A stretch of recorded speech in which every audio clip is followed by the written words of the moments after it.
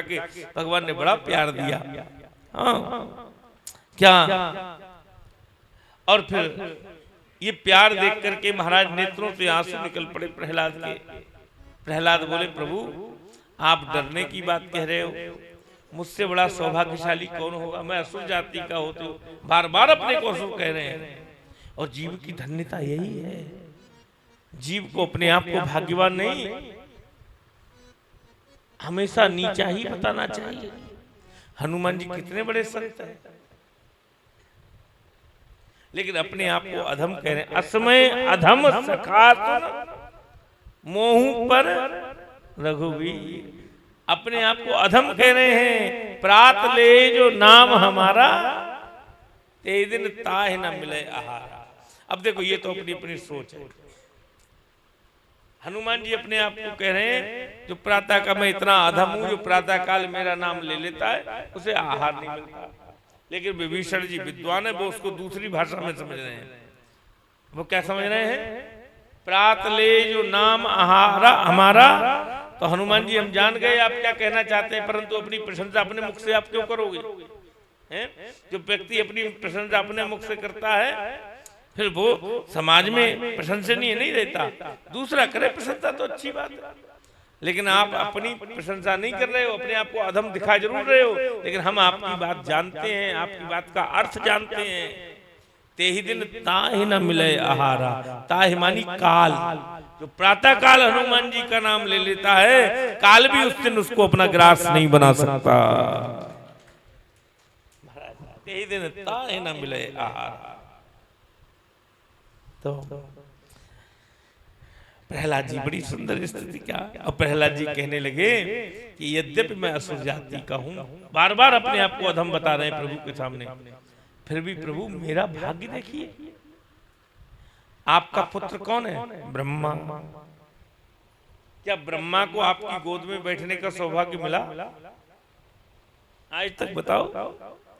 जिस प्रकार आपने मुझे को अपनी गोद में बिठा करके प्यार कर रहे हो, इस प्रकार से कभी आपने अपने पुत्र ब्रह्मा को अपनी गोद में बिठा करके प्यार किया?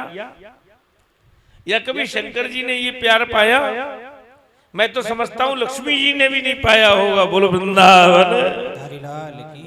हाँ, ऐसा प्रहलाद कह रहे हैं। और वो सौभाग्य है, सौभाग्य न दे अखिल प्रभु, मुझे ये सौभाग्य प्राप्त हुआ, मुझे असुर को। उससे बड़ा भाग्यवान कौन है? क्वा हम रजा प्रभव ईश तमोधिके स्मिन जाता, सुने तरकुले क्वा त्वा अनुकंपा। तुम्हारी अनुकंपा है, तुम्हारा प्रेम है महाराज। ना ब्रह्मणो न तु भवस्य न मयि न माया, यन्नेर्पिता शिरसि पद्मा करः प्रसादा। अब प्रभु बस अब एक आशीर्वाद दीजिए, क्या कि इन इंद्रियों के दास हम न बन पावे। ये इंद्रियां हमारे बस में रहें, हम इंद्रियों के बस में ना रहें। जैसे ये बड़ी विडंबना है, जैसे बहुपत्नियों के बीच में एक पति रह करके बेचारा परेशान रहता है। हाँ, राजेश्वरानंद जी कहते थे एक व्यक्ति के दो पत्नी, अब एक ऊपर रहती थी, एक नीचे रहती थी। ऊपर वाली ने भी बड़ा बढ़िया भोजन बनाया, नीचे वाली ने भी बनाया। अब ऊपर वाली कह रही है तुम हमारे पास खाओगे आज, नीचे वाली कह रही है तुम हमारे पास खाओगे। अब ऊपर को चला तो नीचे वाली ने टांग पकड़ ली और ऊपर वाली ने हाथ पकड़ लिया महाराज। अब वो अपनी तरफ को खींचे, अपनी तरफ को खींचे। इंद्रियों का यही हाल है महाराज। तो प्रहलाद जी कह रहे हैं प्रभु जैसे बहुपत्नियों के बीच में रह करके एक पति बेचारा पराधीन है, परेशान है, इसी प्रकार से ये जीव भी अनेकानेक इंद्रियों के बीच में फंसा हुआ है और इन इंद्रियों की वशीभूत है। इसलिए विडंबना है कि हम को ये इंद्रियों के वशीभूत न होना पड़े। ये इंद्रियों के जो सुख हैं वो खुजली के समान हैं। खुजलाते समय तो बड़ा आनंद आता है, लेकिन जब ज्यादा खुजला लो तो थोड़ी देर में वहां जलन भी बसती है। इसी प्रकार से तुम भोजन करो तो बड़ा अच्छा लगता है, लेकिन भोजन करते करते ज्यादा हो जाए तो फिर थोड़ी देर बाद उसी भोजन से फिर घृणा होने लगती है, छोड़ने का मन करता है, छोड़ दो। इसीलिए यन्मैथुनादि ग्रह में सुखम ही तुच्छम लिखा है। प्रहलाद कह रहे हैं ये बात प्रभु से, समझिए। यन्मैथुनादि ग्रह में सुखम ही तुच्छम कंडूयेन कायोरिव दुख सुखम। हाँ, खुजली को खुजलाने में जितना सुख है, परिणाम में उसके दुख ही दुख है, क्योंकि जलन है महाराज। इसी प्रकार ये संसार के जो हम सुख देख रहे हैं, इनमें सुख मत ढूंढो, इनमें दुख ही दुख भरा हुआ है। एक दुष्ट अति सहे दुख रूपा, गोस्वामी जी ने लिखा है। तो कहा महाराज इसलिए हमें कुछ नहीं चाहिए। भगवान बोले मांग लो बेटा। तो प्रहलाद जी ने क्या कहा, देखिए कितनी सुंदर बात कही। प्रहलाद जी कहते हैं माम प्रलोभयत, भगवान ये देने लेने की बात करके मुझे प्रलोभन में मत डालो, मुझे लोभ मत दीजिए, मुझे कुछ नहीं चाहिए। भगवान बोले अरे तुमने इतनी सुंदर स्तुति की, मेरे लिए इतने दुख सहे, मेरा एक नाम गाने में तुम्हें इतने दुख मिले, कुछ तो ले लो। प्रहलाद बोले ये जहां लेने देने की बात होती है, ये तो व्यापारियों का काम है, ये भक्त और भगवान का काम नहीं है, इसलिए मुझे प्रलोभन में मत डालो। हाँ, मुझे कुछ नहीं चाहिए।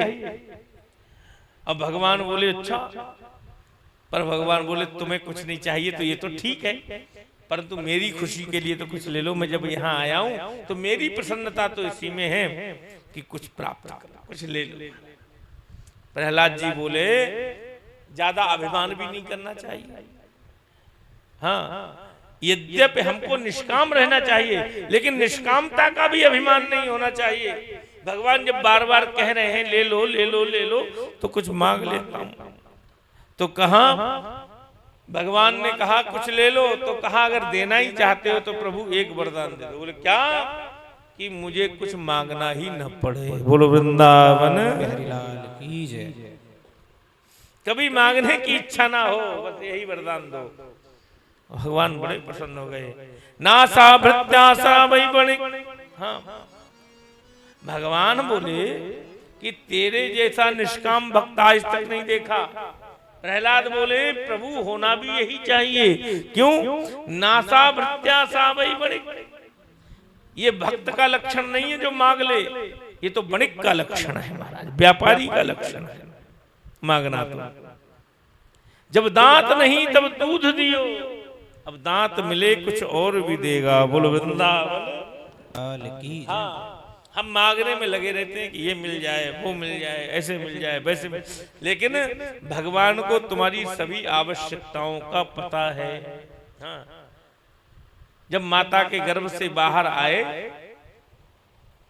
तो माता के स्तनों में जो दूध आया वो तो भगवान की ही कृपा है ना, क्योंकि मुख में दूध नहीं है, कुछ चबा सकते नहीं, खा सकते नहीं, तो माता के स्तनों में दूध दे दिया। और माता के दूध में जो शक्ति होती है वो तो किसी में नहीं बताई। बच्चे के लिए के पोषण के लिए सबसे उपयुक्त दुग्ध जो होता है वो माता का दूध होता है। भले ही माताएं चाहे आजकल ऊपर का दूध पिलाती रहे, हाँ, लेकिन माताओं के दूध में सबसे ज्यादा शक्ति है। इसीलिए महाराज कहा कि भगवान ने माताओं के स्तनों में दूध दिया, क्यों? तुम्हारे पोषण के लिए। और दांत मिले तो कुछ और भी देगा, और हम मांग करके अपना महाराज ईमान क्यों खराब करें?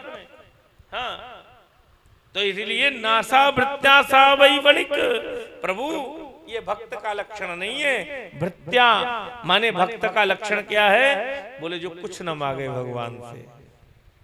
हाँ, और आप बार बार तो प्रहलाद जी बोले अगर आप कह रहे हैं कि मुझे प्रसन्नता मिलेगी मांगने से, आप मांगने से प्रसन्न होते हैं, तो आप एक काम करिए, मुझे एक काम कर दीजिए, मुझे एक वर देना पड़ेगा। बोले क्या? मेरे पिता जो ये सामने शब्द पढ़ा है ना मेरे पिता का, तो मुझे वरदान दीजिए, मेरे पिता की अधोगति नहीं हो, बस इनकी सदगति हो जाए। अभी भी अपने लिए कुछ नहीं। हाँ, तो भगवान बोले, बेटा ये तू क्या मांग रहा है? जिसने मेरी गोद में प्राणों का त्याग किया हो, क्या उसकी अधोगति हो सकती है? तेरे जैसा भक्त जिस कुल में जन्म ले ले, उसके कुल की तो 21 पीढ़ियां तर जाएंगी, और फिर तेरे पिता ने तो मेरी गोद में प्राणों का त्याग किया है, उनकी अधोगति कैसे हो सकती है? महाराज अपने पिता का जा अंतिम संस्कार कर, जाकर के कुरुम तुम प्रेत कार्याण पितु पूतस्य सर्वशः, जाकर के अपने पिता का अंतिम संस्कार करो, और समस्त संस्कार करके, प्रेत कर्म आदि संस्कार करके महाराज, और फिर जाकर के अपने राज्य का सुख भोगो। और फिर ऐसा कह करके भगवान के पास से प्रहलाद तो चल दिए, लेकिन ब्रह्मा जी प्रकट हो गए हाथ जोड़ करके। और जो दृष्टिया निहता पापा लोक संतापनो सुरा, और जैसे ही भगवान ने ब्रह्मा जी की ओर देखा तो क्रोधित हो गए, और ब्रह्मा जी को फटकार लगाई, हे ब्रह्मा जी सुनो, ये इन असुरों को तुम बिना सोचे समझे वरदान दे देते हो, और तुम्हारे कारण हमें अवतार लेके आना पड़ता है। सर्पों के लिए अमृत पिलाने का प्रयत्न कर रहे हो। ब्रह्मा जी ने कान पकड़े, प्रभु अब कभी ऐसा वरदान नहीं देंगे किसी को। हाँ, तुरंत कान पकड़ रहे हैं, बोले सरकार अब वरदान नहीं देंगे। यहाँ शुकदेव जी परीक्षित से कहते हैं, अब परीक्षित बताओ भगवान तुमको समदर्शी नजर आते हैं कि नहीं आते? हाँ, भगवान कहाँ पक्षपात कर रहे हैं? अरे हिरण्याकश्यप को मारा तो प्रहलाद को अभय दान भी दिया, और प्रहलाद को वरदान दिया, जा तेरी 21 पीढ़ियां आगे की 21 पीछे की नरक नहीं जाने देंगे। हाँ, अगर पुत्र के लिए पिता ये जान ले कि मेरी संपत्ति को ये नष्ट कर देगा, और पुत्र के बदले अगर बहू के नाम संपत्ति कर दे या अपने नाती के नाम संपत्ति कर दे, तो ये पुत्र के साथ गलत किया कि अच्छा किया? बताओ, ये तो अच्छा किया। तो भले ही हिरण्याकश्यप को मार करके उन्होंने महाराज भगवत धाम वैकुंठ दे दिया, लेकिन प्रहलाद को तो महाराज उस पद का अधिकारी बना दिया। तो कहने का अभिप्राय है कि भगवान समदर्शी हैं, निर्दोषम ही समम ब्रह्म, भगवान में कोई दोष नहीं है, भगवान समान है महाराज। अब क्योंकि पिता के लिए तो सब पुत्र बराबर होते हैं, चाहे कोई दुष्ट हो, चाहे कोई महाराज पितृभक्त हो। पिता किसी में ऊंच नीच नहीं देखता, और जो दिन रात सेवा में जुटा हुआ है उसके प्रति भी स्नेह होता है, और जो सेवा नहीं करता उसके प्रति भी स्नेह होता है। हाँ, तो अमृतस्य पुत्रा, हम सब परम पिता की संतान हैं, पर जो दिन रात भगवत सेवा में समर्पित भक्त हैं, भगवान की बस उन पर थोड़ी कृपा में दृष्टि हो जाती है। और क्या है, जैसे प्रहलाद जी के ऊपर हो गई। फिर महाराज वर्णाश्रम धर्म का वर्णन कर रहे हैं श्री सुखदेव भगवान। सुखदेव जी कहते हैं, परीक्षित युधिष्ठिर और देवऋषि संवाद चल रहा है यहाँ पर। कहा युधिष्ठिर ने देवऋषि नारद जी से पूछा कि भगवान ने ये किस प्रकार से ये वर्ण बनाए हैं? बोले भगवान वर्ण नहीं बनाते, वर्ण तो एक व्यवस्था है। और ये व्यवस्था कैसी है? तो विस्तार से वर्ण व्यवस्था बतलाई। बोले 4 वर्ण हैं और 4 आश्रम होते हैं।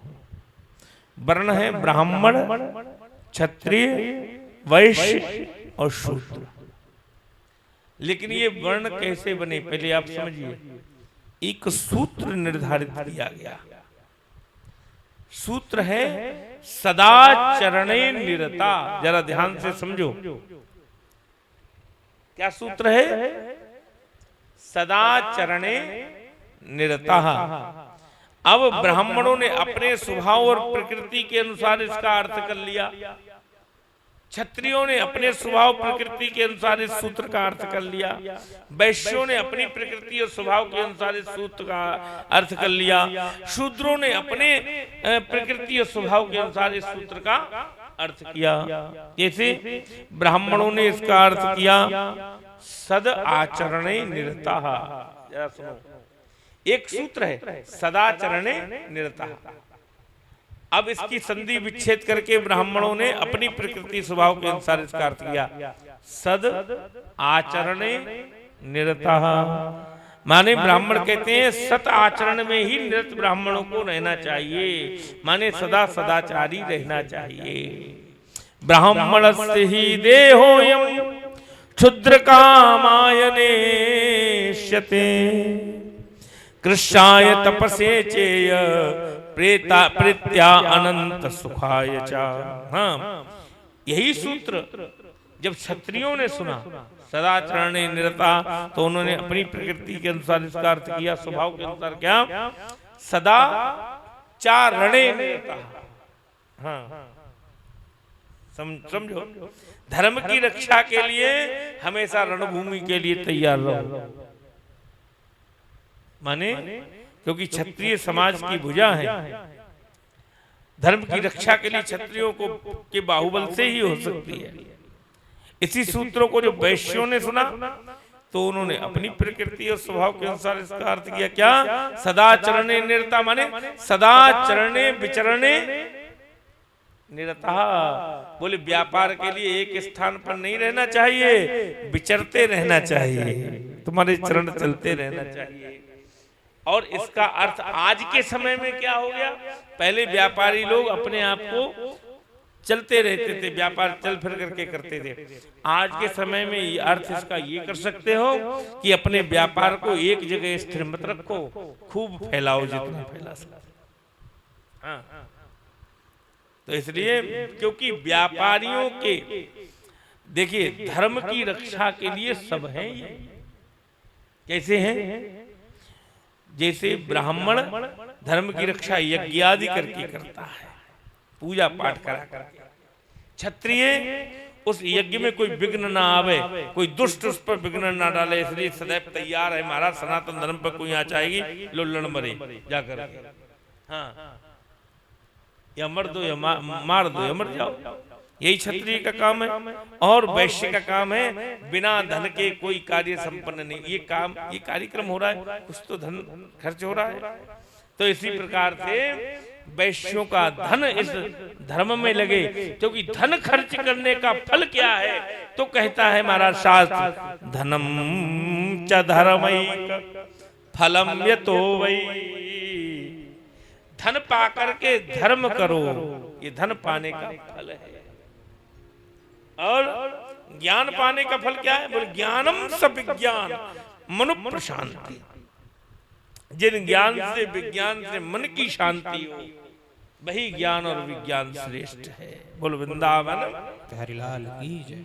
हाँ, इस प्रकार से कहा। और फिर तीसरा शूद्रों के लिए यही सदाचरणे निरता इन्होंने किया।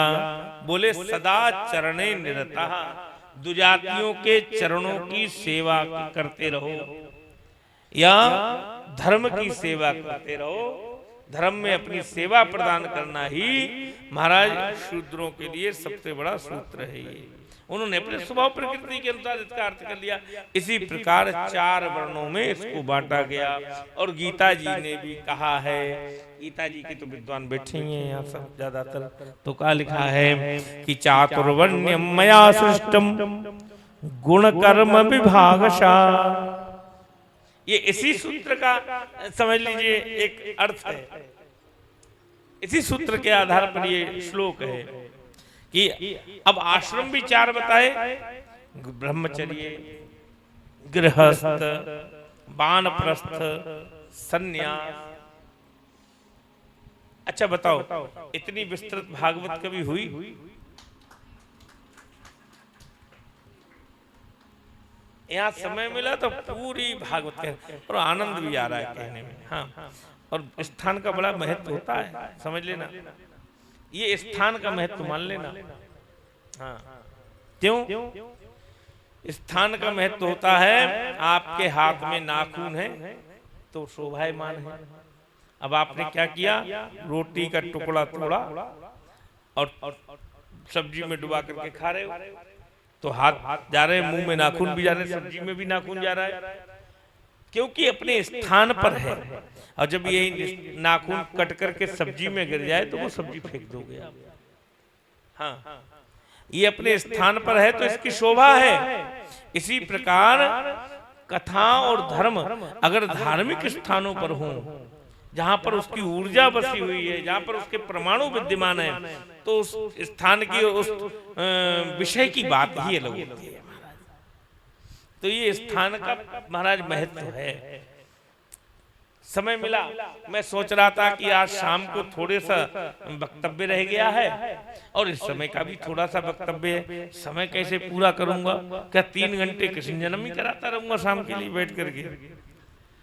तो इसलिए बैठ गया, न जाने कहां से सब सामग्री इकट्ठी होकर के आ गई और मैं निकल आओ, सुनाओ बैठ करके। हाँ, ये सब तैयारी नहीं है मेरी, पता नहीं मैं वहां कुछ पढ़ के आता हूँ, यहाँ कुछ बोल जाता हूँ आकर के। हाँ, तो समझिए कि 4 वर्ण और 4 आश्रम, कौन कौन से, ब्रह्मचर्य, गृहस्थ, वानप्रस्थ और सन्यास। 25 वर्ष तक ब्रह्मचर्य का पालन करना चाहिए। 25 वर्ष तक आप ब्रह्मचर्य, 25 वर्ष में विवाह करने का योग है, विवाह करिए 25 वर्ष बाद आप। और उसके बाद में विवाह करके धन आदि कमाना चाहिए 50 वर्ष तक। गृहस्थ धर्म का पालन करना चाहिए। जब 51वां वर्ष लगे तो वानप्रस्थ में चले जाओ, भगवान का नाम लेना। और वानप्रस्थ का अर्थ होता है तपस्या नहीं होता, वानप्रस्थ का अर्थ, वानप्रस्थ का अर्थ होता है संयम और नियम। नियम और संयम करो। और गत 60 वर्षा, जब 60 वर्ष में प्रवेश करो तो फिर अपने नियम को कड़ा बनाओ और भगवान की तपस्या माने। अब तपस्या का अर्थ क्या है? तपस्या का अर्थ है अपने शरीर का मोह त्याग दो, क्योंकि फिर शरीर तो छोड़ के ही जाना है। अगर शरीर का मोह रह गया, देहाध्यास से निवृत्ति नहीं हुई, तो महाराज फिर आपको आवागमन से छुटकारा नहीं मिलेगा। समझ लेना, धीरे धीरे अपने कर्म बंधन से छूटो, पुण्य कर्म भी समाप्त करो और पाप कर्म तो मिटेंगे भगवान का नाम लेने से, लेकिन अपने पुण्यों का भी खर्च करो, क्योंकि सफर अपना आसान करता चला जा तो छूटेगा आवागमन धीरे धीरे। तो कर बंदगी और भजन धीरे धीरे, हाँ मिलेगी प्रभु की शरण धीरे धीरे।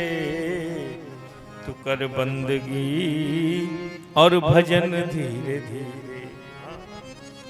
कहा सफर अपना आसान करता चला जा। सफर आसान कैसे होगा? बोले अगर हमारा यहाँ एक तौलिया भी रह जाए और हम अपने उधर चले जाएं तो इसे लेने वापस आना पड़ेगा, नहीं पड़ेगा? लेने आना पड़ेगा। इसी तरीके से अगर आपके पुण्य रह गए तो वो भी भोगने आना पड़ेंगे, और पाप रह गए तो उनको तो आना ही पड़ेगा। पुनरपि जन्म पुनरपि मरणम से अगर मिटाना चाहते हो इसके लिए तो पुण्यों को यहीं खर्च कर दो महाराज। हाँ, और आगे हम 11वें स्कंद में पुण्य कैसे खर्च करोगे वो भी बताएंगे। बोलो वृंदावन बिहारी लाल की जय। 60 वर्ष के बाद तो पुण्य खर्च करने का, अब तक पुण्य कमाओ और जब 60 वर्ष की अवस्था आए तो खर्च करो उनको। पाप तो नाम के साथ मिट जाएंगे। तुलसी रा के कहते ही निकसत पाप पहाए, राम कहने से पाप मिटेंगे। लेकिन पुण्य भी मिटने चाहिए और पुण्य की धरोहर 60 वर्ष तक रहनी चाहिए। कहते हैं 60 वर्ष के बाद पुण्यों का खर्च करो और यही मिटा करके सब पुण्य पाप सब चले जाओ, जिससे पुनरपि जननम और पुनरपि मरणम का चक्कर ही समाप्त हो जाए। बोलो वृंदावन हरिलाल की जय। इस उपयोग से महाराज यावत भयते जठरम तावत सत्वम हि देहिनाम अधिकम यो विमन्येत सस्तेनो दंडमर्हति। वो दंड का भागीदार होता है जो अपने पुण्य और पाप दोनों को संचित करके रखता है। क्योंकि इस जन्म में तो तुमने पुण्य संचित कर लिया, अब गए तो उन पुण्यों के बल पर तुम्हें प्राप्त क्या होगा, पहले ये समझो। उन पुण्यों के बल पर तुम्हारे लिए स्वर्ग प्राप्त हो जाएगा।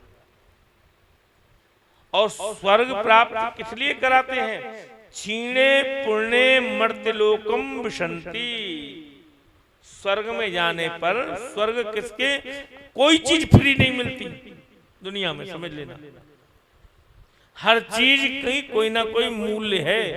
स्वर्ग भी तुम्हें पुण्य के मूल्यों पर प्राप्त हो रहा है।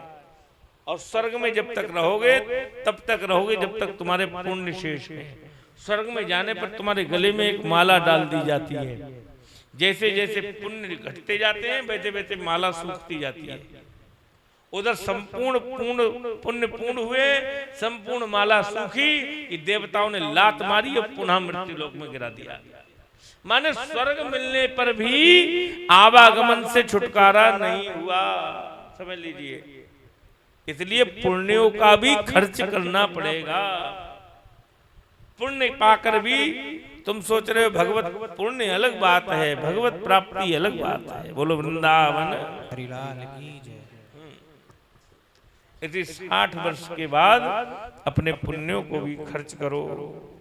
इस प्रकार से महाराज बड़ा सुंदर उपदेश किया और फिर सन्यास धर्म की दीक्षा बताई। तो श्री देवर्षि नारद जी ने युधिष्ठिर को दत्तात्रेय प्रभु के माध्यम से महाराज सन्यास धर्म की दीक्षा दे रहे हैं। कहते हैं कि हे नारद जी बोले, हे युधिष्ठिर, दत्तात्रेय जी के 2 गुरु श्रेष्ठ हैं उनके जीवन में, एक अजगर और दूसरी मधुमक्खी, समझ लीजिए। और बोले मधुमक्खी का काम क्या है? बोले पुष्पों पे बैठती है, थोड़ा थोड़ा पराग ला करके और थोड़ा थोड़ा शहद ला करके उसका रस ला करके उसको जोड़ती जाती है, जोड़ती जाती है, जोड़ती जाती है खूब। और जब खूब पराग खूब रस जोड़ लेती है तो अंत में क्या होता है? कोई आता है और उसको छत्ते को तोड़ लेता है और रस को निचोड़ करके, शहद को निचोड़ करके ले जाता है। जाने ना जाने कितनी मक्खियां मारी जाती हैं। इसी प्रकार से संत के लिए परिग्रह नहीं करना चाहिए। परिग्रह करने पर महाराज संतों की संपत्ति का बंटवारा होगा महाराज शिष्यों में, तो खूब गोलियां चलेंगी। नहीं, बड़े बड़े आश्रम संतों ने बनाए और वो संत तो महान थे जिन्होंने आश्रम को आश्रम पद्धति से चलाया। और जब वो गुरुजी चले गए तो चेलों में वो योग्यता नहीं आई जो गुरुजी में थी। और आखिरकार गुरुजी की संपत्ति का बंटवारा हुआ तो चेलों में गोलियां चली महाराज। हाँ,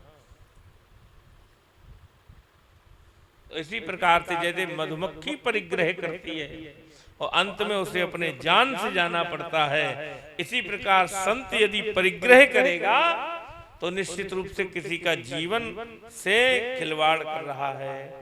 वो स्वयं तो भले ही जीवन से चला जाए सही सलामत, लेकिन आने वाली पीढ़ियों के लिए वो बहुत बड़ी विपत्ति का, संकट का समय छोड़ करके जा रहा है।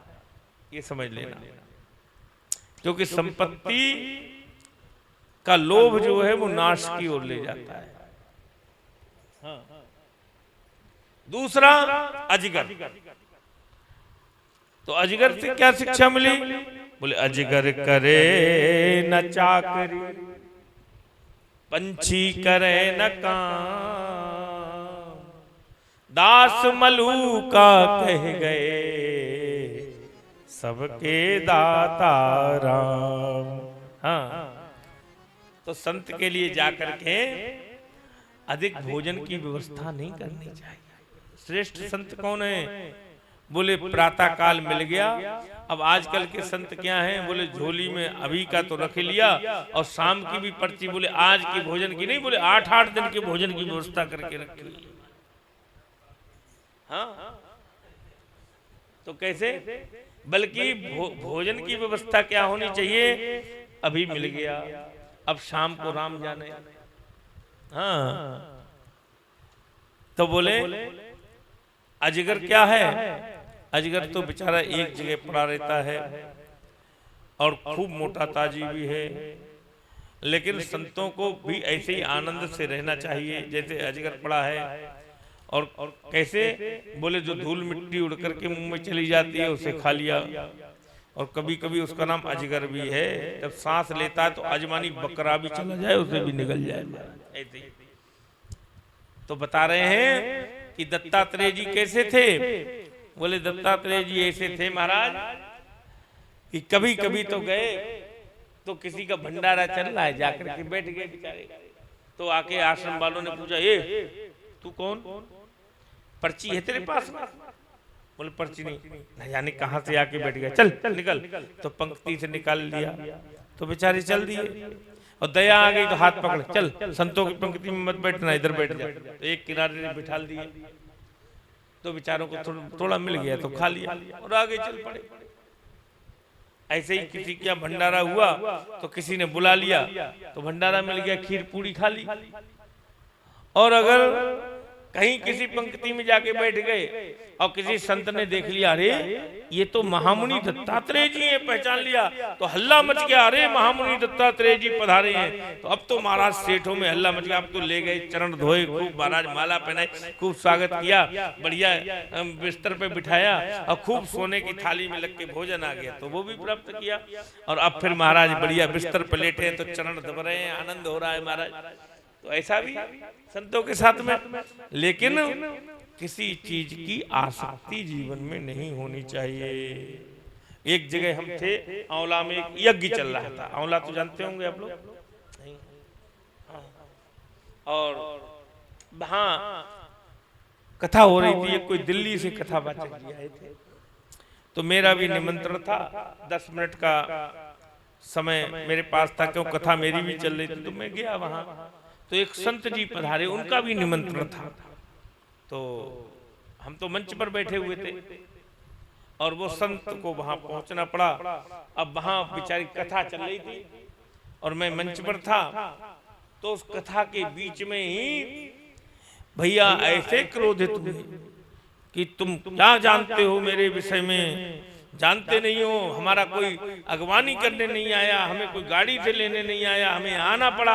आए इसलिए हैं ताकि आपको पता चले कि हम आए हैं, लो हम जा रहे हैं यहाँ से। और ये और वो बहुत क्रोधित हो गए। पर संत के जीवन में क्रोध नहीं, तितिक्षवा, सबसे पहले सहनशील। सहनशीलता क्या गुण है? बोले एक संत थे तो एक दुष्ट उनको परेशान करने के लिए बैठ गया। बोले ये बहुत संत बनता है, रोज गंगा जी नहाने जाता है। तो गंगा जी नहा करके आ रहे थे, वो वृक्ष के ऊपर बैठ गया, उस पेड़ के नीचे से रास्ता जाता था, वहां से निकले तो उसने थूक दिया, तो संत के ऊपर गिरा। संत जी ने देखा कि इसने थूक दिया, कुछ बोले नहीं, वापस लौट गए, गंगा में डुबकी लगाई, पुनः वापस आए, उसने फिर थूक दिया, वो फिर वापस गए, फिर डुबकी लगाई, वो फिर वापस आए, फिर थूक दिया। ऐसे 108 बार थूका महाराज। अब जब संत ने कुछ नहीं बोला तो आखिर में उतर करके चरण पकड़ लिए, महाराज मेरे कारण आपको 108 बार परेशान होना पड़ा। बोले अरे तूने बड़ी कृपा की, आज तेरे कारण 108 बार गंगा नहा लिया मैं। बोलो वृंदावन हरिलाल की जय। तितिक्षवा, कारुण्य कहा, करुणा होनी चाहिए। करुणा बड़ा भारी ये संतों के आभूषण है। हाँ, रोल्स रॉयल्स में चल रहे हैं आजकल महाराज, ये आभूषण संतों के नहीं है। काऊ दिन हाथी काऊ दिन घोड़ा काऊ दिन पैदल चलिए जी, हैं? सदा मगन में रहिए जी। हाँ। आप विश्वास करना मेरे जीवन के लिए, शायद आपको विश्वास नहीं होगा, लेकिन कभी अगर मौका मिले तो मेरे साथ हरिद्वार चलिए। पिता के समय में, मेरे पिताजी के समय में जो मेरे पास हरिद्वार में कोठी थी, आप उसकी कल्पना भी नहीं कर सकते। 6 बीघे में कोठी थी हरिद्वार में मेरे पास, समझ लीजिए। और आज भी है, और ऐसे वैसे इलाके में नहीं देखोगे तो बढ़िया इलाके में। और मैंने अपने पिता के समय में वो उतार चढ़ाव देखे हैं, और वही जीवन का संस्कार मेरे ऊपर पड़ा हुआ है। और मेरे पिताजी वो थे जो हरिद्वार में बड़े से बड़े अच्छे लोग उनका सम्मान किया करते थे। आपके ये जयराम आश्रम वाले महाराज जी, सतपाल महाराज जी, इन सब की छत्र छाया में मैं पला हूं। आपको बताऊं तो ये सब मेरे यहाँ आते जाते थे, हम लोग भी जाते थे उनके यहाँ पर, लेकिन हमने वो उतार चढ़ाव जीवन में देखे, उनका कोई प्रभाव, इसलिए हम सब जानते हैं कोई प्रभाव नहीं पड़ता। ये सब भगवान की दी हुई संपत्ति है, और हम सब भगवान के नौकर हैं। हाँ, ये दुनिया नहीं जागीर किसी की, राजा हो या रंक यहाँ तो सब है चौकीदार, और कुछ तो आकर चले गए कुछ जाने को तैयार। हाँ, इसलिए इन सब चीजों का कोई प्रभाव नहीं होना चाहिए। और अब वास्तविकता में व्यास गद्दी पर, और ये महान संतों की गद्दी पर बैठा हुआ हूँ, यहाँ पर कई संत बोल के गए हैं। सच कहता हूँ, अब बहुत ज्यादा की आवश्यक, हृदय में कोई आकांक्षा भी नहीं है बिल्कुल। अब बहुत कुछ की आकांक्षा, बहुत अच्छा जीवन जी रहा हूँ। 3 बच्चे भगवान ने दिए, बहुत अच्छे दिए। बेटी ने नेट क्लियर किया पहले अटेम्प्ट में, बेटा बीकॉम ऑनर्स कर रहा है, आईटीओ के लिए तैयारी भी कर रहा है, और संगीत में आप देख ही रहे हैं। निश्चित रूप में अगर कहीं कामयाब नहीं हुआ तो ये क्षेत्र तो कहीं गया ही नहीं। हाँ, और 3 बच्चे हैं, तीनों ही बहुत अच्छे दिए भगवान ने। ये कृपा नहीं है तो भगवान की और क्या है बताइए। दूसरी बात, अच्छी व्यवस्था दी, आप लोगों के बीच में सम्मान दिया, और इतना मिल ही जाता है जिससे गुजारा चल रहा है, तो ज्यादा की आवश्यकता है, और ज्यादा चाहिए भी। इतना नहीं चाहिए कि जब ज्यादा आ जाएगा तो चला जाए तो महाराज बेहोश ही हो जाए, फिर हार्ट अटैक पड़ जाए उसकी वजह से।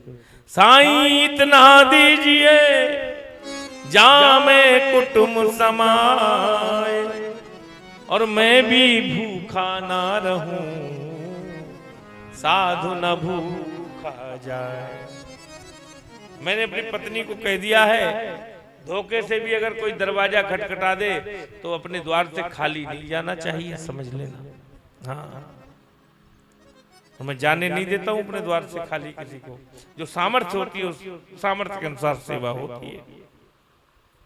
तो इसीलिए बस इतना पर्याप्त है। और हृदय चीर के दिखाया नहीं जा सकता, लेकिन इस गद्दी की अगर बात सत्य मानते हैं तो मन में आकांक्षा किसी चीज की नहीं है। अब जो उसकी इच्छा होगी देता रहेगा, उसको लेते रहेंगे, और जो नहीं देगा उसके लिए बार बार प्रयत्न नहीं करेंगे, किसी को सताएंगे नहीं।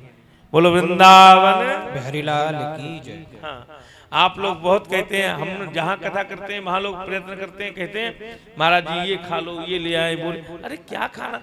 आप लोग जो हम अपने घर में खाते हैं वही तो आपसे आपके यहाँ खाएंगे। आपके यहाँ तो हमारा रबड़ी मंगावे, आपके यहाँ हमारा रोज ये ले आओ, काजू ले आओ। हमारे घर में जाके देखो क्या रोज रबड़ी खाएंगे हम? बताइए। साधारण भोजन मिलना तो मुश्किल हो जाता है, क्योंकि कभी कहीं घिरे हुए हैं, पता लगा एक टाइम भोजन ही नहीं मिला, और यहाँ आकर के रबड़ी मंगाओ महाराज। तो ये तो भगवान को भी बुरा लगेगा।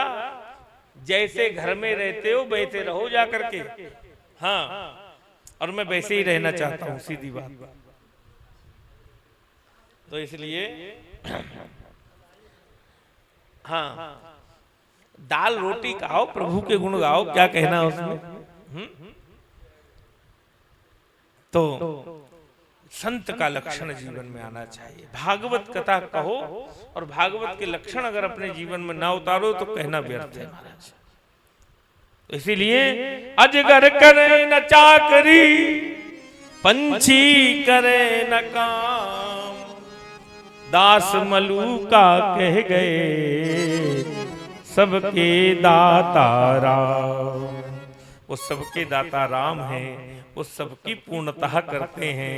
इसलिए कभी अनर्गल बहुत धन प्राप्ति के लिए किसी को सता करके, किसी की बेईमानी करके, किसी को दुखी करके महाराज धन अर्जन नहीं करना चाहिए। क्योंकि लिखा है उदरम भरणो जीवाह बराकाह कूट भाषणा, जो झूठ बोल करके कूट भाषण करके महाराज धन कमाता है, वो धन से कमाई हुई संपत्ति सुअर की गंदगी के समान होती है। तो सुअर गंदगी में मुंह मारता है। इसलिए अपने आप को उससे बचा करके रखो। इस प्रकार श्री सुखदेव भगवान ने परीक्षित को दत्तात्रेय के माध्यम से, नारद और युधिष्ठिर के माध्यम से बड़ा सुंदर संन्यास धर्म का वर्णन सुनाया, वर्णाश्रम धर्म का वर्णन सुनाया। और महाराज 4 वर्ण 4 आश्रम और संन्यास आदि का वर्णन सुना करके, दक्ष पुत्रियों का संपूर्ण वर्णन सुना करके, और महाराज यहाँ 7वें स्कंद को विश्राम दिया। बोलो वृंदावन हरिलाल की जय। परम मंगलमय भगवान के यह स्वरूप है।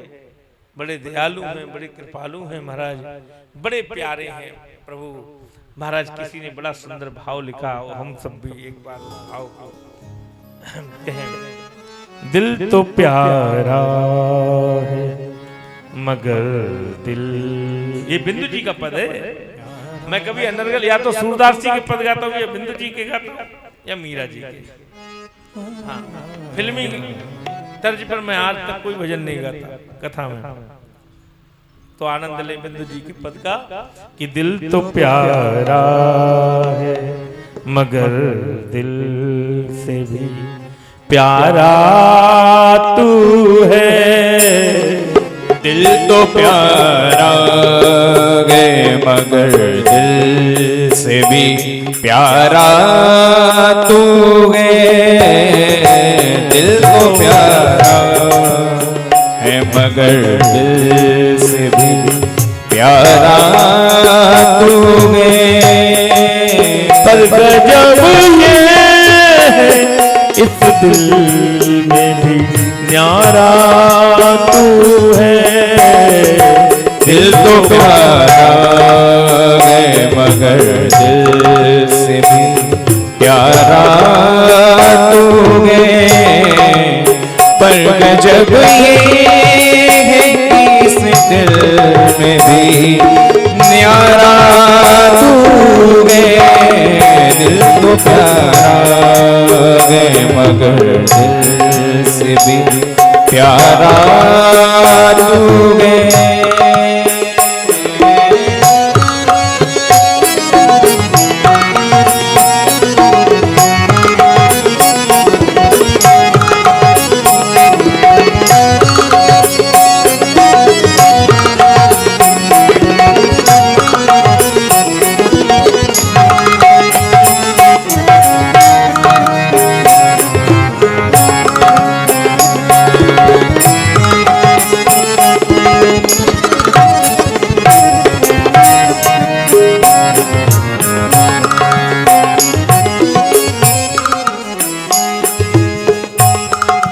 दिल दुखाने का जो दावा भी करूं किस पे करूं।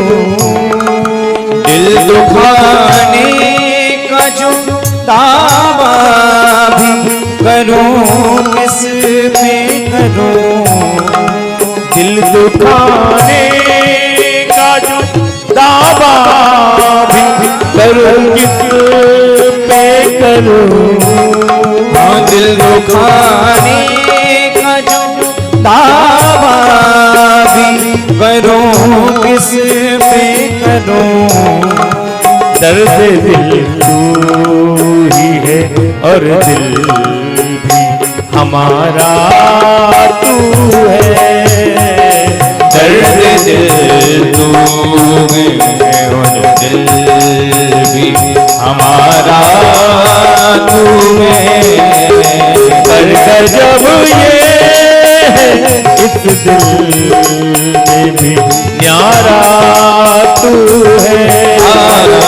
दिल तो प्यारा है मगर दिल से भी प्यारा तू है। पर जब ये है कि इस दिल में भी न्यारा तू है।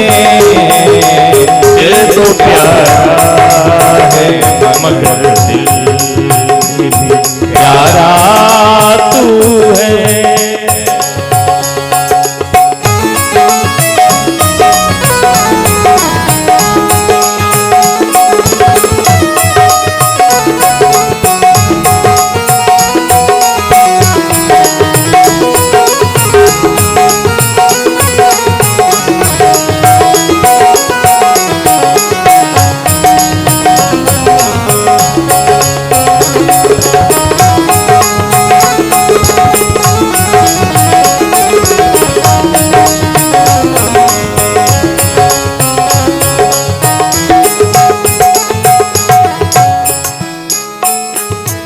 मुझको तेरे सिवा कोई भी नजर आता नहीं।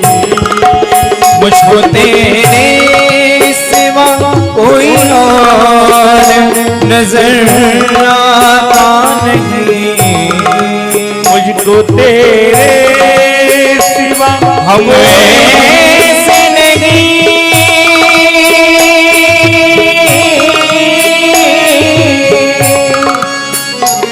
हम ऐसे नहीं तुम चाहने वाले जो आज तुम्हें कल और को चाहे।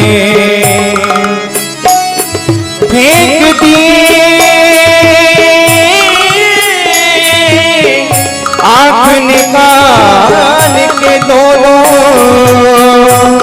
जो और किसी से नजर मिलाए।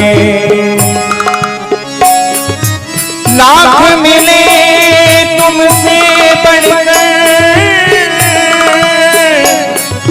लाख मिले तुमसे बढ़कर तुम ही चाहिए और तुम्हें बनाए। जब से बिहारी जी से नजर मिली है प्राण है तब तक प्राण का नाता निभाए। प्राण है तब तक प्राण का नाता निभाए। हम मुझको तेरे सिवा कोई भी नजर आता नहीं।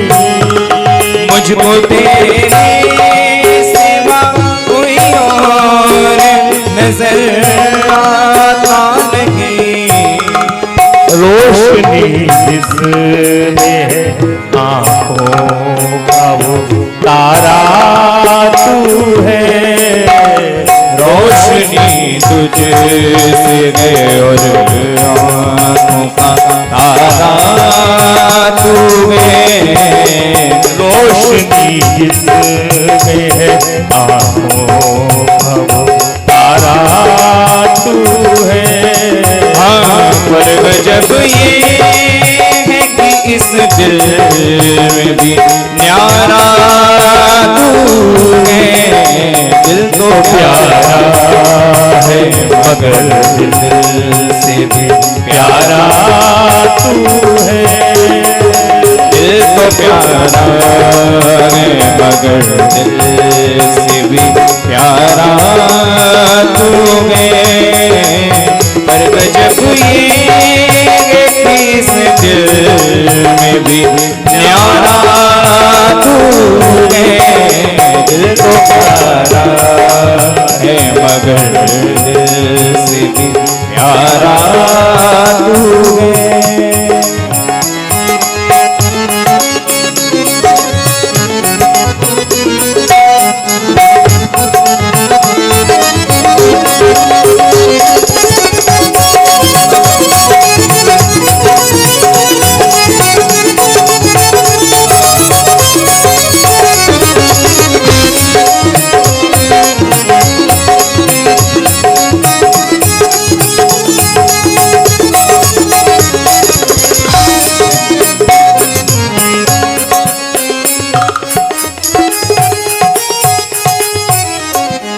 तेरा कब्जा है हर एक दिल पे, कोई दे या ना दे।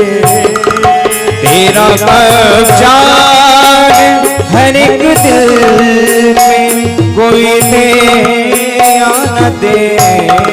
तेरा कब्जा है हर एक दिल पे, कोई दे या ना दे।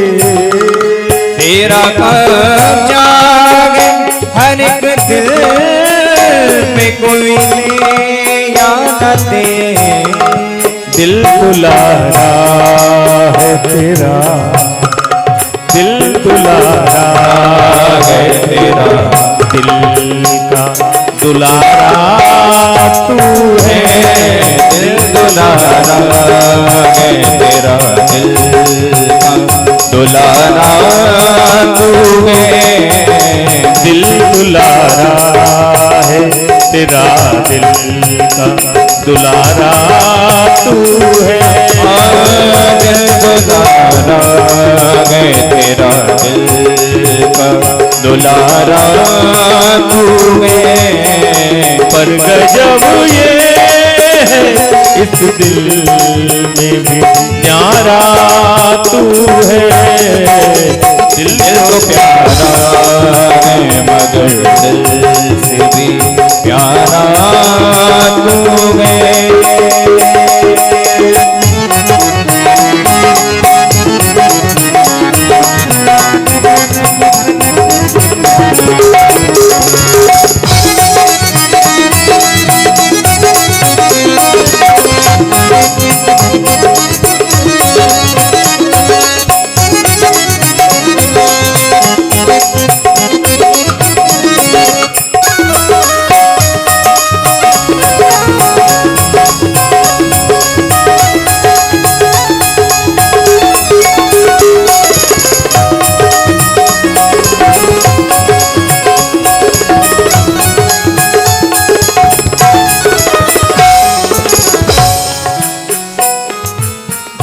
प्रार्थना कीजिए एक बार भगवान से। बड़ी सुंदर ये पंक्ति है। बिंदु आँखों से बहा बैठे उल्फत की नदी। बिंदु आँखों से बहा बैठे उल्फत की नदी। बिंदु आँखों बहा बैठे उल्फत की नदी।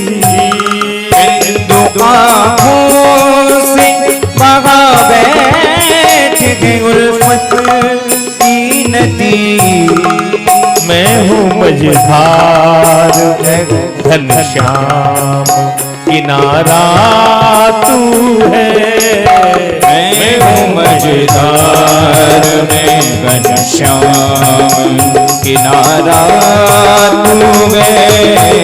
मैं हूँ मझधार घनश्याम किनारा तू है।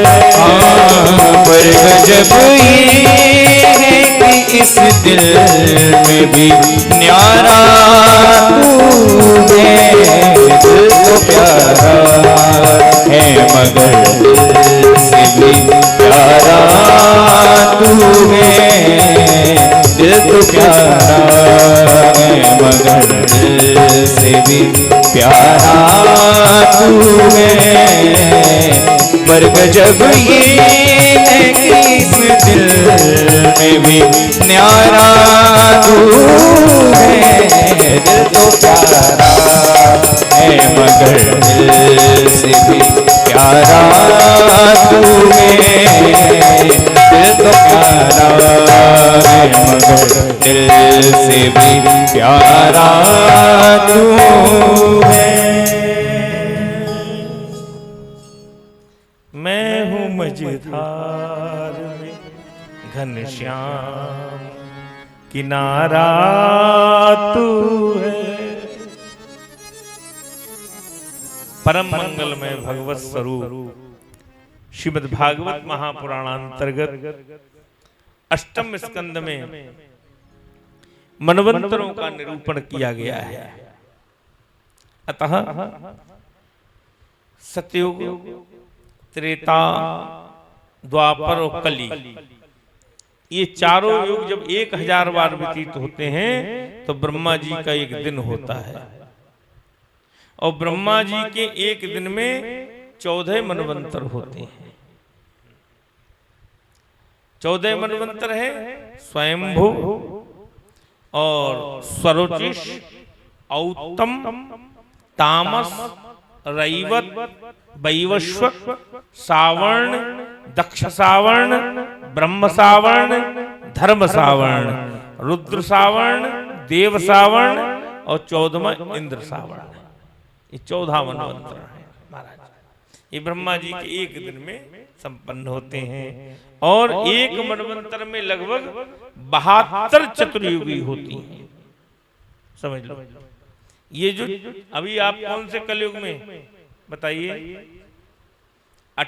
अष्टाम तत्व में 28वां कलयुग चल रहा है। तो ऐसे 28 चतुर्युगी बीत चुकी हैं। चारों युग 28 बार बीत चुके हैं। अब ये अगली बार जब सतयुग आएगा तो 29वां सतयुग आएगा, समझ लो। तो इस प्रकार से 72 चतुर्युगी के लगभग महाराज ये एक मनवंतर होता है। और प्रत्येक मनवंतरों में भगवान के अवतार हुआ करते हैं, समझ लो। एक बार चाक्षुष मनवंतर में प्रभु ने गज और ग्राह का उद्धार किया था। अवतार श्री हरि का अवतार लेकर आसीत गिरिवरो राजम स्त्रीकूट स्थिविस्तृता चीरोदेना प्रताशी मान्यो जना इतमुच्छ्रिता। कहा एक बार की बात है, सुखदेव भगवान कहते हैं परीक्षित, त्रिकूट पर्वत की तराई में कुबेर का उद्यान था। बड़ा सुंदर एक महाराज उद्यान मानी बगीचा था। उस बड़ा घना बगीचा था, जंगल की तरह महाराज, लेकिन बड़ा सुंदर था। और उसी के किनारे एक सरोवर भी बहा करता था। उस बगीचे में एक गजराज रहा करता था अपने परिवार के साथ महाराज। और जब वो गजराज रहा करता था वहां, और इतना बलशाली था कि उसके बल के आगे सिंह भी नहीं टिकते थे। सिंह भी उससे डरा करते थे, इतना बलवान। एक दिन वो भ्रमण करता करता करता करता उस बगीचे में पहुंचा। और बगीचे में कहीं फल खा रहा है, लेकिन इतना मदोन्मस्त हो गया कि कुबेर के बगीचे को उजाड़ने लगा। कभी वृक्ष उखाड़ के फेंक देता है, फलों को तोड़ने लगा, फेंकने लगा। और अपनी हथनियों को साथ में लिए हुए परिवार के साथ, और घूमता घूमता वृक्षों को तोड़ता, बगीचे को उजाड़ता हुआ सीधा सरोवर में पहुंच गया। और सरोवर में उतर गया। गर्मी का समय था, खूब गर्मी पड़ रही थी। और गर्मी में उस सरोवर में उतर गया, खूब स्नान किया, एक दूसरे के ऊपर जल फेंका और फिर क्रीड़ा करने लगा जल में। हलचल मचा दी उस जल में। कहते हैं जल में क्रीड़ा करने के कारण उस जल का, उस सरोवर का जल गंदा होने लगा, मटमैला हो गया महाराज। उसी में एक ग्राह रहता था, उसको क्रोध आ गया और उसने आकर के ग्राह का पैर पकड़ लिया महाराज। जब ग्राह का पैर पकड़ा आकर के, अब तो महाराज इस हाथी ने सोचा छोटा सा ग्राह है, मगर है, मेरा क्या बिगाड़ेगा महाराज। तो लड़ता रहा और बहुत समय तक लड़ाई चली। कहते हैं जहां का जीव होता है वहां अत्यधिक बलवान होता है। अगर थल का जीव है तो थल पर बलवान होगा, जल का जीव जल में बलवान होगा। तो अंत में मगर इस गज पर भारी पड़ने लगा और चरण पकड़ के खींचने लगा। जब बहुत समय हो गया तब इसने अपने परिवार के हथनियों से कहा कि अब मुझे बाहर निकालो। हाथनियों ने सूंड पकड़ के सूंड में सूंड लड़ा करके और उसे निकालना चाहा, पर नहीं निकले। जब बहुत समय हो गया तो महाराज सब हथनियां भी छोड़ करके चल दी। अरे गजराज बोला, अरे हमें बचाओ तो सही। तो हथनियां कहने लगी, अब तुम तो न जाने कब तक इसमें फंसे रहोगे, ऐसे तुम्हारे साथ पूरा परिवार कब तक भूखा बैठा रहे। छोड़ करके चल दी। तब गजराज के लिए वैराग्य हो गया। ओहो, जिसे मैं अपना समझ रहा था वो परिवार तो केवल सुख के साथी है। सुख के सब साथी, दुख में न कोई। मेरे राम तेरा नाम एक साचा, दूजा न को।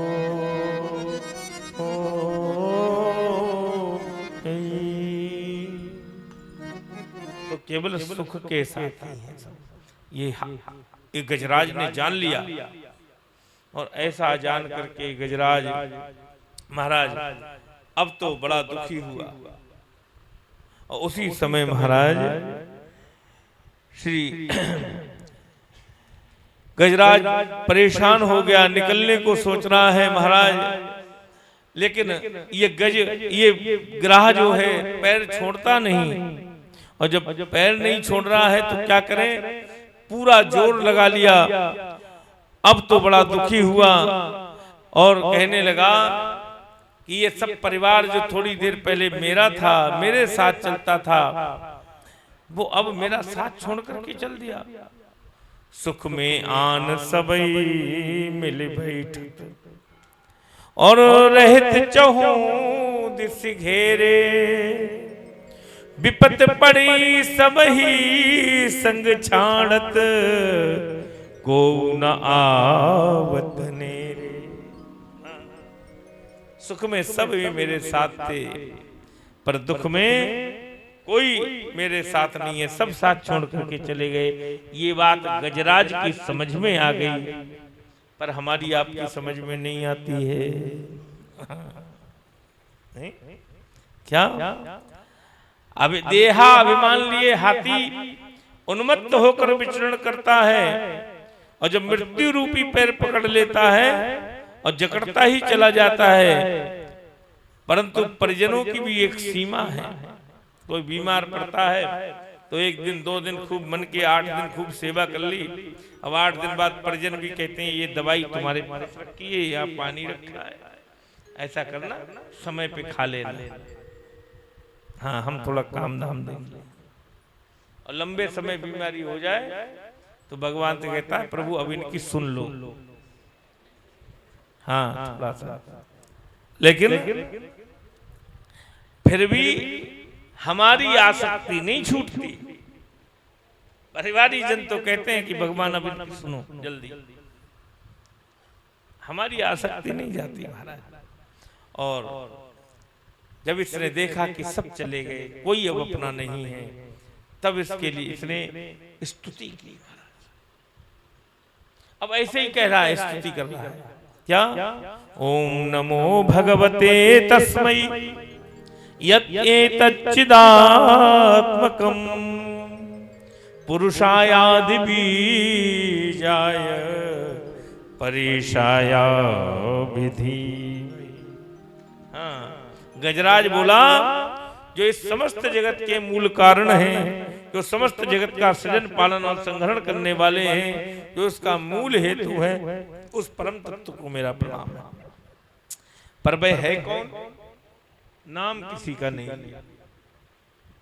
जब नाम किसी का नहीं लिया तो एवं गजेंद्र उपवर्णित निर्विशेषम ब्रह्मादयो विविध लिंग विधाभिमाना नैते यदोपसृपनिजे निखिल आत्माद कत्वा तत्राखिलामरमयो हरिराविराशी।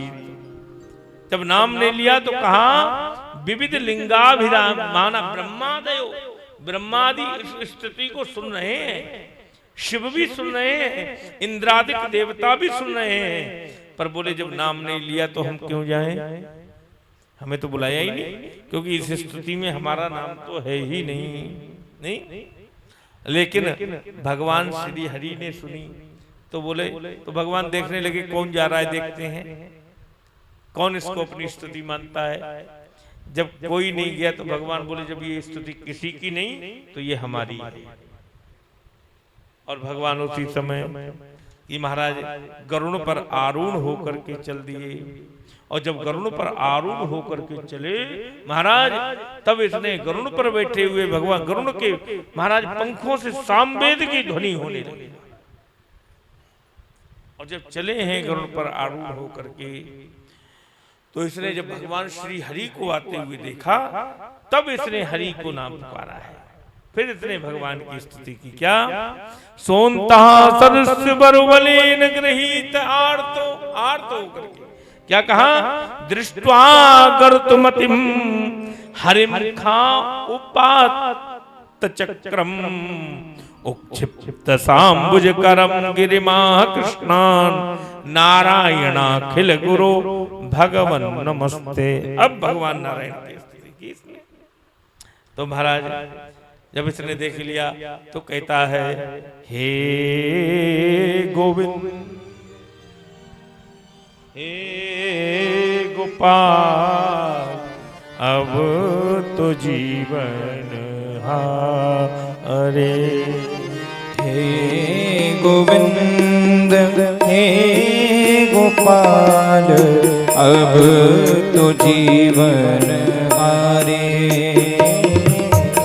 नीर पीवन हे तू गयो, नीर पीवन गे तू गयो, नीर पीवन हे तू गयो, नीर पीवन गे तू गयो, सिंधु के किनारे।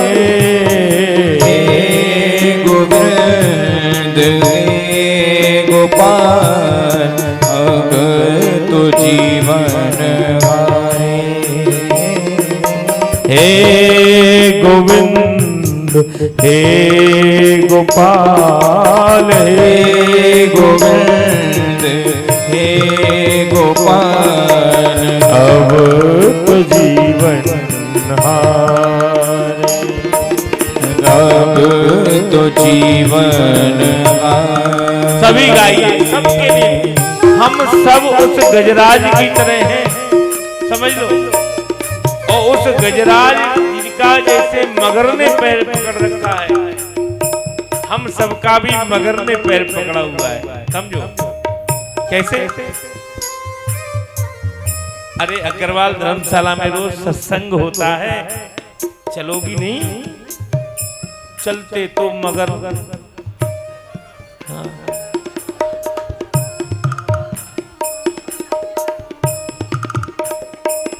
ये सिंधु है, संसार सागर है।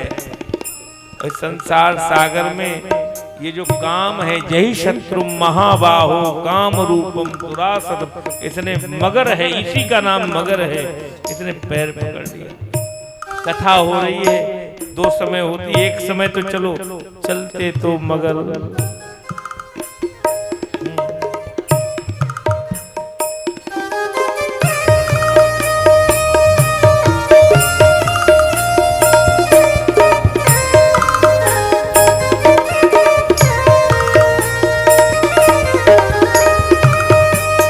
इसलिए सभी गाइए, हम सब गजराज हैं, संसार सागर में फंसे हैं, और सबका मगर ने पैर पकड़ा हुआ है। सबको प्रार्थना करनी चाहिए, भगवत इस मगर से छुटकारा दिलाओ।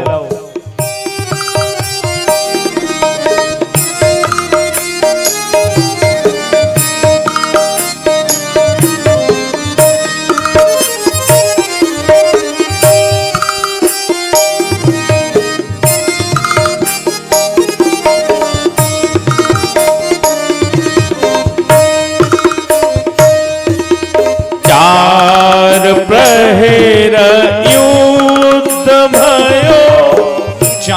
चार प्रहर युद्ध भयो, चार पहर युद्ध भयो, चार प्रहर युद्ध भयो, ले गयो मझधारे, ले गयो मझधारे, नाक कान डूबन लागे, नाक कान डूबन लागे, कृष्ण को पुकारे, कृष्ण को पुकारे, हे गोविंद हे गोपाल, हे गोविंद हे गोपाल, हे गोविंद हे गोपाल, हे गोविंद हे गोपाल, अब तो जीवन हारे, तो जीवन हारे,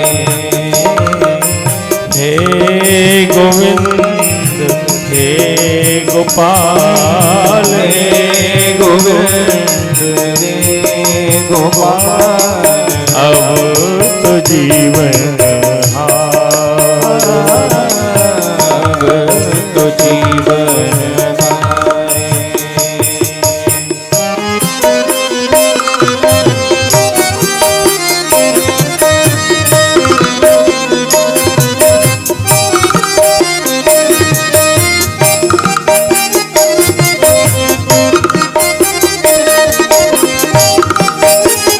हे गोविंद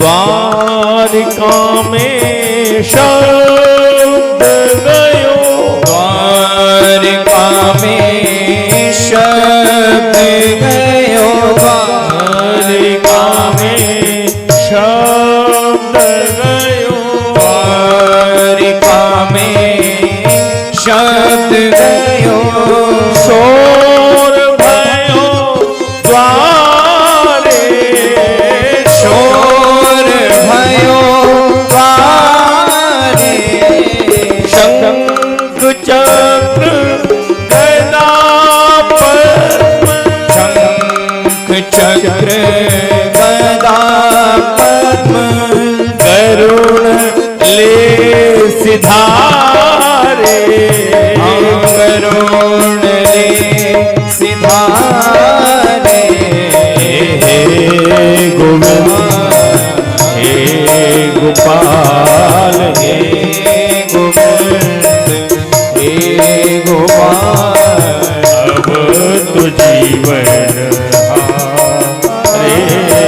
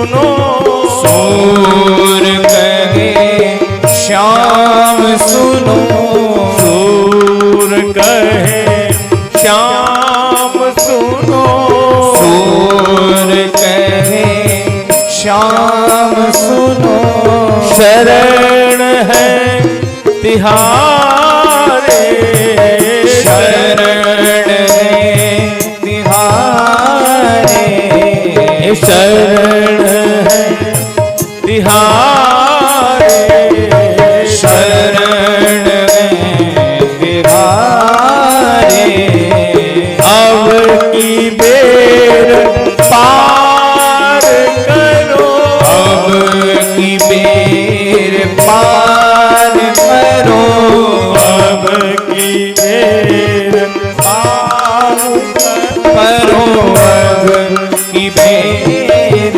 पार करो नंद के दुलारे नंद के दुलारे हे गोविंद हे गोपाल सभी गाइए सभी गाइए गोपाल अगर जिसको पार कर दिया हो कोई मत गावे जो समझ रहा है हम मजदार में अटके हुए वो सब गावे हे गोविंद हे गोपाल हे गोविंद हे गोपाल अब तो जीवन हे गोविंद हे गोपाल तो जीवन धारे हे गोविंद हे गोपाल हे गोविंद हे गोपाल अब तो जीवन नीर पीवन हे तो गयो नीर पीवन हे तो गयो सिंधु के किनारे हे गोविंद हे गोपाल अब तो जीवन गारे हे गोविंद हे गोपाल हे गोविंद हे गोपाल अब तो जीवन गारे अब तो जीवन गारे अब तो जीवन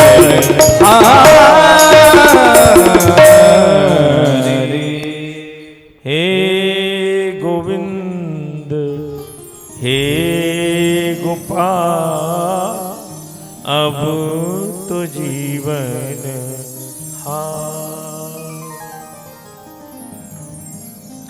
बड़े सुंदर भाव से महाराज ये पुकार रहा है।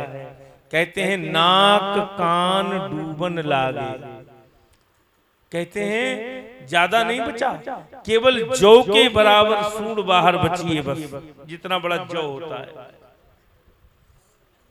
सब डूब चुका है। इतनी देर में देखा कि भगवान गरुड़ पर बैठ करके आ रहे हैं महाराज, और उसी समय अपनी सूंड से कमल को तोड़ लिया सरोवर से, और तोड़ करके आकाश में उठाया, और आकाश में उठा करके कह रहे हैं कि यो सोनता सरस वरुवलेन गृहीत आर्तो दृष्ट्वा गरुत्मते हरिं खाउपात चक्रम उपक्षिप्त सांबुज करम गिरिमाह कृष्णा नारायणा अखिल खिल गुरु भगवन नमस्ते। कहा कि हे प्रभु, हे कमलाकांत प्रभु, आप मुझे उबार दो आकर के, आपके चरणों में मेरा प्रणाम है, इस मगर से मेरी रक्षा कीजिए।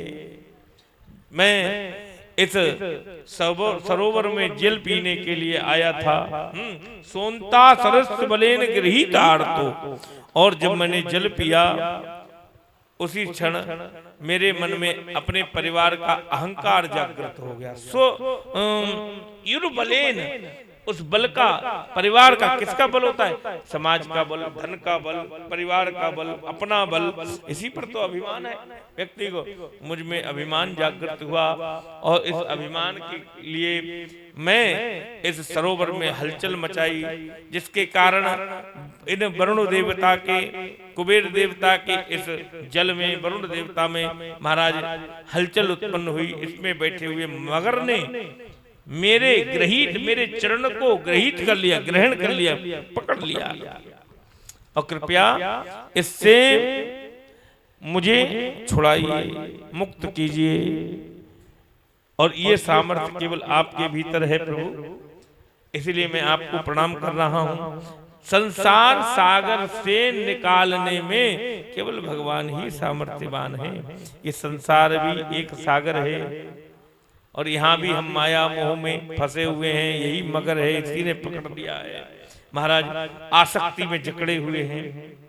तो इसीलिए ग्रह्यादि पाटित मुखादारिणा गजेंद्रम, जब गजेंद्र ने इस प्रकार स्तुति की, मेरे प्रभु ने सुदर्शन चलाया और उसी समय महाराज ग्राह का मुख फाड़ दिया, ज्योति प्रकट हुई और भगवान में लीन हो गई जाकर के।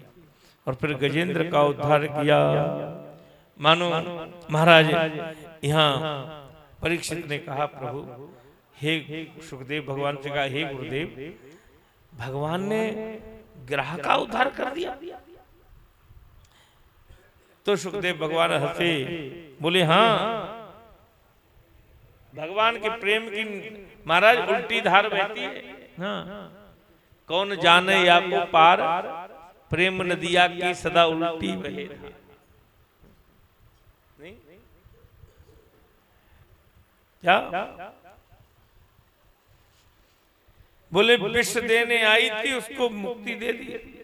तो इसका तो यही है। और बोले भगवान क्या कहते हैं, बोले इसने तो मेरी स्तुति की ही थी, गजेंद्र तो मेरे चरण पकड़े हुए है ही, तो इसकी तो मुक्ति हो ही जाएगी। लेकिन जिसने मेरे दासों का, मेरे भक्त का चरण पकड़ रखा है, उसको मुक्त क्यों ना करूं, पहले उसको भी तो मुक्त करना चाहिए। इसे जो मेरे भक्तों के चरण पकड़ लेता है, मैं उसको भी मुक्त कर दिया करता हूं। दासानुदासो, यही बात आती है महाराज। और मुक्त कर दिया महाराज, समाधान क्या। ये दोनों कौन थे?